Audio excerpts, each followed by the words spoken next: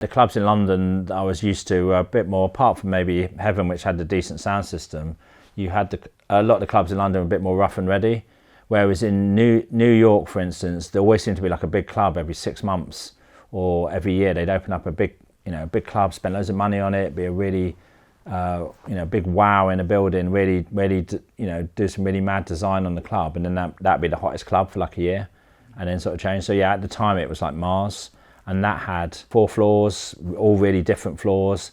I remember the basement, they had like a shower next to the dance floor, so you could take a shower. Outside you had someone picking who could come in, so we talked about as well how maybe the warehouse parties were a bit more egalitarian. The warehouse parties in London were a bit more reaction against this, whereas the ones in New York, it was, yeah, they would, if you like, there'd be someone outside picking, you'd go and stand up there and they go, yep, you can come in, you can't come in, sort of thing. There were actually some random warehouse parties that ended up going around the Lower East Side, and they were to do with Keith Haring. They were Keith Haring parties. I think they were called $1 Million parties.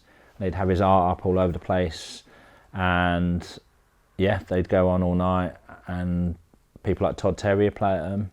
So there was them sort of clubs going on as well, and yeah, you still had the old school Lower East Side vibe. CBGB's was there, so I'd go to CBGB's occasionally to see a band and stuff like that. So yeah, I pretty much sort of, if you like, went straight into exploring the New York nightlife compared to the London nightlife.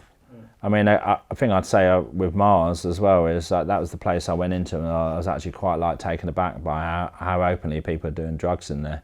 Whereas in London, that was a very hidden thing, and in a way, when I was in New York, it was '88, so you definitely wouldn't see that blatantly in London nightclubs, where obviously in the New York clubs people would be like doing drugs blatantly, openly, and I was quite like, oh wow, this is this is different.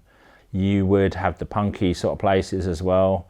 So yeah, the CBGB's. There's also a place called the Lismore Lounge, which I used to go, which was down in Alphabet City, on the Lower East Side. Most of the bar staff were transsexuals there. That was definitely a bit more hardcore drug area. That was an area that G.G. Allen used to play a lot, down at the Lismore Lounge. That was the place that he was meant to do his Halloween concert, where he was going to basically kill himself and members of the audience at the end of the gig.